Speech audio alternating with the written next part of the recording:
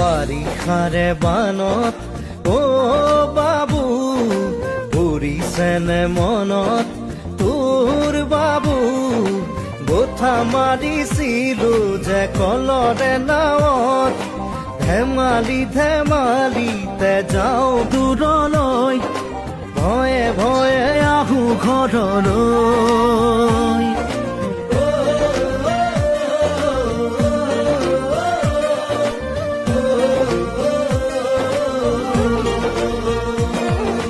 বাৰিষাৰে বানত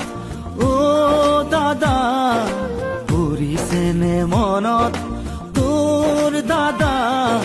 বঠা মাৰিছিলো যে কলৰে নাৱত